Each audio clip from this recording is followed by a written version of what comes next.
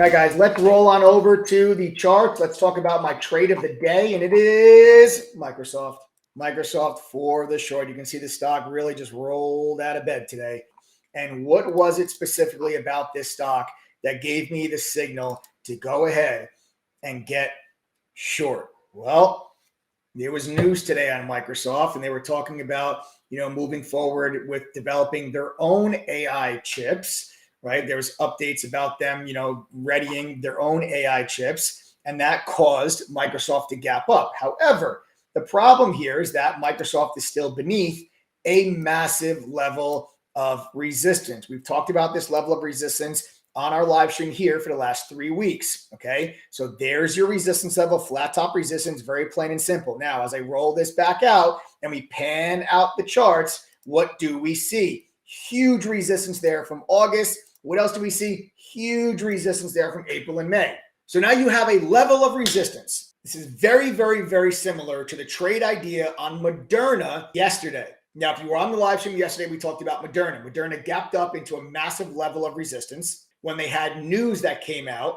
that was positive news about the results from a trial with Merck on phase 3 and phase 4 melanoma and how their treatment was doing and had positive results for the patients that were in the trial. That news, which is good news, was not enough to break Moderna above this level of resistance, right? Again, if you've been on the live stream for the last several weeks, we've talked about this level of resistance now for the last 2 weeks, Moderna, right? You guys see that, right? So you get, and then you get this huge sell-off after that news was not enough to break the level of resistance. Well, with Microsoft, you had a very similar situation today, right? Let me go back and let me delete this. Okay, so here's this level of resistance, right? This line right here, this is your level of resistance. So let's zoom in now, but go to a 3-minute chart. This is also yesterday's high. Well, look at today's high. So you have this good news from Microsoft, right? You get this good news from Microsoft. You get this gap up, and right off the open, does the stock push higher on the back of that news, or does it find resistance at the same level of resistance that we've been holding at for the last several weeks and basically for the last year? This resistance level goes back an entire year. You go all the way back to April of 2022, and you can see this stock has resistance at this level. So you get a positive piece of news, it gaps the stock up, and it's still not enough to get through that level of resistance. So we sold off. Now that sell-off tells me this stock is weak. When you have a stock that is at a massive, major, straightforward resistance level that the whole world can see, and a positive piece of news is not enough to get it above that resistance level, typically buyers bail, longs bail, people sell. They sell because they think, man, they're like, I already knew that this was a level of resistance. I knew the stock was going to have a hard time getting through it, but you get a good piece of news, and typically the good piece of news should break you through that resistance level, but it wasn't enough. A fundamental catalyst will typically trump a technical level, right? A lot of times technical levels get broken because of something fundamental, some type of fundamental catalyst. So when I saw that and I saw the sell-off off the open, I said, all right, I'm going to short Microsoft. I waited for a bounce, and we got a bounce back up into VWAP, and I got short right here. 290.26 was my short entry, 290.26. We went up to 290.72. Okay, I'm short 290.26, and my stop loss is going to be back up against that previous high. And the stock then just rolled out of bed. It rolled out of bed, but that was what is the signal that told me that this stock was weak. Mike, I have a question. I'm not a member, but I struggle a lot with trader psychology, like a lot. I can read a chart. I know how to place a trade. How do I get my head right? You're not alone, Louis. You're not alone. A lot of people deal with issues around trader psychology. Trader psychology is the biggest part of trading, hands down.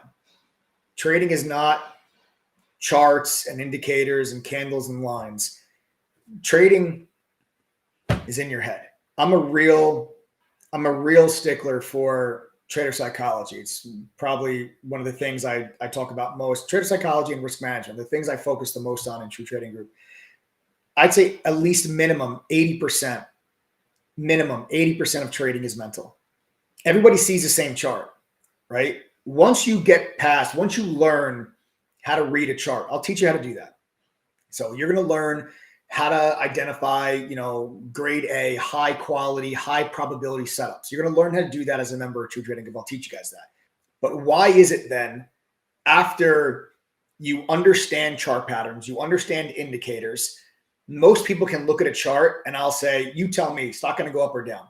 Most people, after you get this, this basic piece of knowledge about charts, and about indicators, most people can, with a greater than 50% accuracy, tell me this stock's going to go up or down.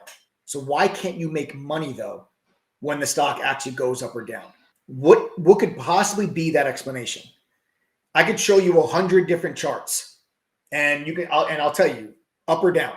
You'll be right maybe 60% of the time, but then you still don't make money as a trader. Why? How?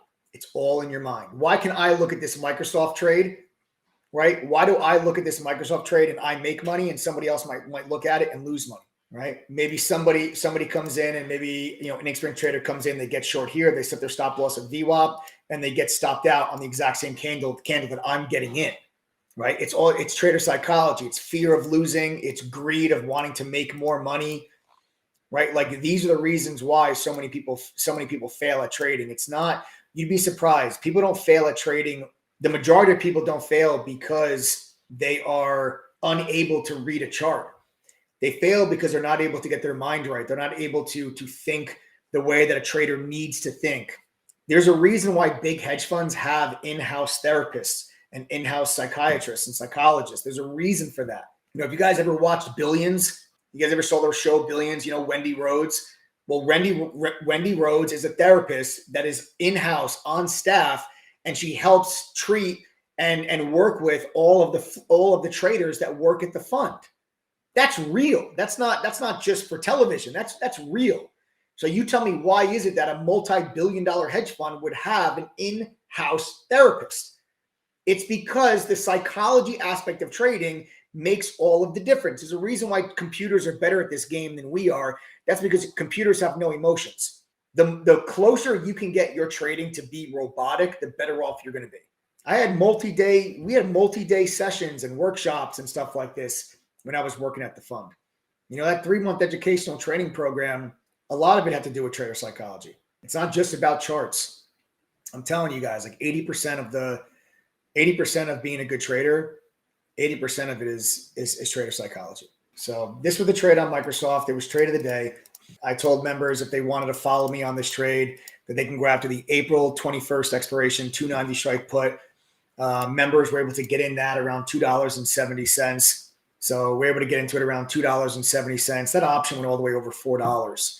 So from like 260, 270, all the way up to over $4, guys. And that's good for, like I said, 45% gain for members on put options. I'm still in a small piece of this position. I've taken off already about 85% of my position. I'm still in a small piece, and my final take profit is going to be somewhere down in this region. I'm going to look to see if we can get a little bit more downside on Microsoft tomorrow. So I still am short a small piece, but I'm only in about 15% of the original position size, just trying to get a little extra gravy. This is where I made trade of the day. This is where I made the bulk of my money today. It was a beautiful trade.